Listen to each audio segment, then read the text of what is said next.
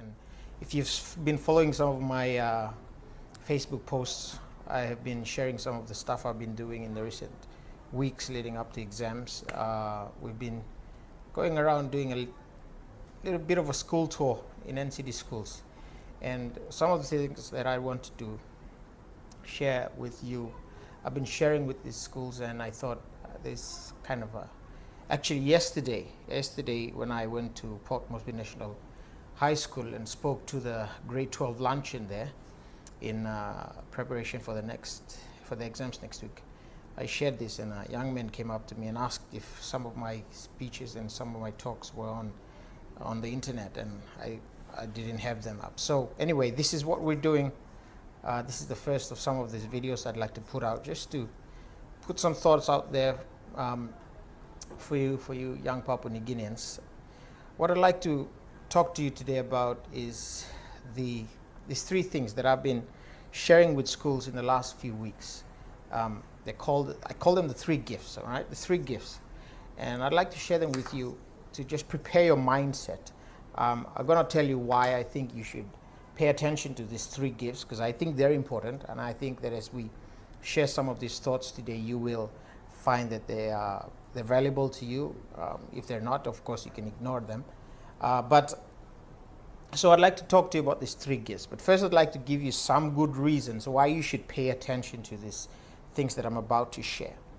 Okay, especially for grade 12s. Now, this talk is for the grade 12s. Number one, I want to help prepare you for what's coming up next. All right.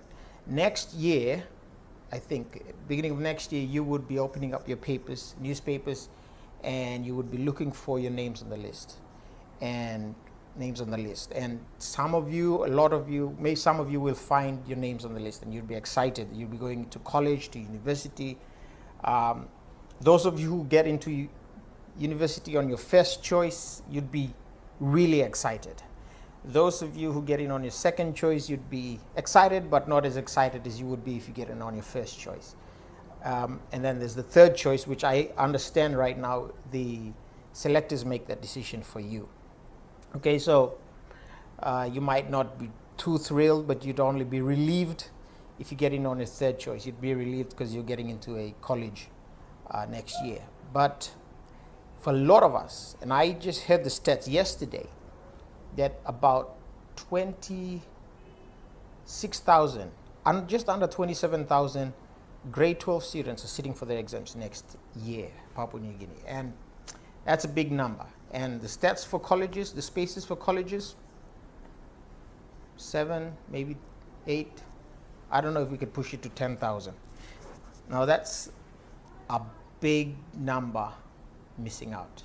All right, big number missing out. So this is my concern for young Papua New Guineans. You're vying for limited spaces, and a lot of you, like a majority of you, will miss out. Okay, this is the fact of life. This is the reality, the situation in our nation. We have to talk about this and empower the people who will be missing out. Because the concern I've been having is that in so many graduation speeches, and whenever people in my shoes have the opportunity to empower students, they're talking to the people who will be progressing to the next stage of this system that we have set for ourselves. And there's not much being done to address or empower those who might be missing out, to just give them some comfort or empower them that if they're going to miss out, then what, right? So part of these things I've been sharing are part of this desire to empower people to be prepared for what's next, whatever it is, right? And I would like to focus on those who would be missing out, because I think you'll be disappointed, you'll be disheartened, but hopefully from what I shared today, you'll be empowered to know that the world's still big, the world's still available for your taking. And if your dreams are strong enough and the desire in you are strong enough, you will achieve them. So I'd like to prepare you for the future, for what's coming next. Number two, I hope that you will be inspired to be patient. And when I say patience, I mean don't rush on your dreams. Some of us, our dreams happen in the timeline we expect them to happen. Some others, so many others, the dreams happen much longer or at a much later date. And if you are not patient, impatient people park their dreams on the side. They say, I give up, all right? Because I don't make it to the next stage, they give up. So I'd like to encourage you, just be patient. From what you hear today, you will become patient.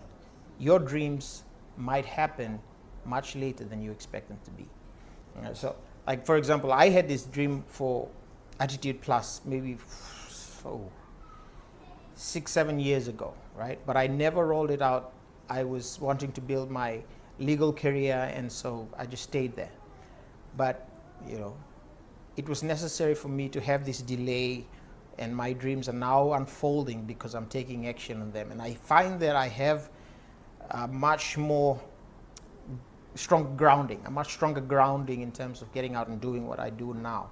So sometimes your dreams don't work out in the time you want them to. You got to realize that maybe there's some sort of character that you need to be building, right? That's necessary for when you really embark on that dream. And so be patient. Number 3, here's a good reason. I want you to unbox your mind. Unbox your mind. Just think outside the box. We have been given a structure and a system of education that we need to progress through, right? There's this stage 1, grade 2, stage 3, and then we come to high school, and then the next stage is university or college. And so we're bought into the system, this structure, this path, and we're not allowing ourselves to think that, well, what if there's a way outside of this structure? And I'd like to encourage people, Papua New Guineans, grade 12s or anyone, think outside the box. This world, this day and age, it's a very dynamic world. I think in this current environment, the way the world is right now, creative people and people who think outside the box get ahead, and they succeed in life.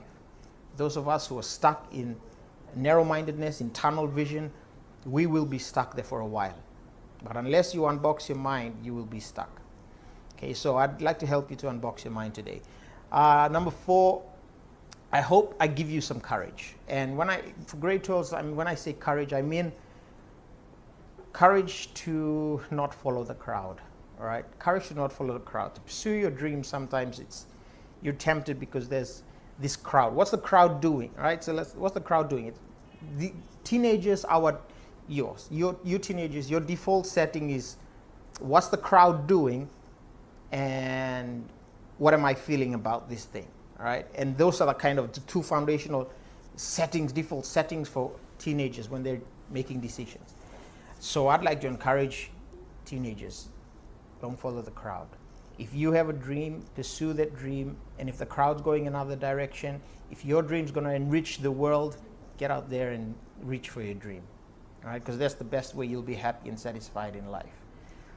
There are a lot of frustrated people out there, not pursuing their dreams, not pursuing their passions, because they did not have the courage to follow their own desires, and they follow the crowd. Okay, so I hope you gain courage from today. Number 5, I would like to teach you or help you to be humble. All right, humility, and I say humility, I mean a teachable spirit. Okay, I'm going to talk a bit more about this at the end of the video when I provide some other thoughts on what to avoid, some attitudes to avoid. But walk humbly, and I mean one of the things is, those of you who get to university, I hope that you don't look down on those others who don't, okay? And I'll tell you why later. From today, I hope you start building emotional muscle. Emotional muscle. When I say emotional muscle, like the fun thing I say when I go and give the talks around the schools is, emotional muscle, emotional stability is when someone slaps you across the face and you don't get upset, or your heart rate doesn't go up, right? That's emotional stability. We know 1 or 2 people in our lives that seem like they're so emotionally stable. There's nothing that we can do to make them upset or anything. Last one, I hope you refine your dreams. Whatever your dreams are, refine them. There's still details to give to them. I like to encourage people, just get as detailed as you can about your dream and your future. Get the detail. Like if you want to be a millionaire, what is it? PNG Kina or US dollars, right? Like You want to own a car, like what color is the car? And what are the wheels on the car? You have a roof rack or not? You have a bumper or not? What are the seating covers like? Are they leather or are they whatever, you know? Get real with your vision. If you're going to be a CEO, what kind of company, right? So refine your dreams. Some of you refine might mean I've been dreaming the wrong dream and I should be dreaming these other dreams. You might be forced into a dream right now. Your parents maybe encouraged you to go to another place, but you refine your dreams. All right, so good reasons to listen to what I'm going to share with you today. Prepare you for what's next, make you patient, help you unbox your mind, give you some courage, learn humility, build emotional muscle, and refine your dreams.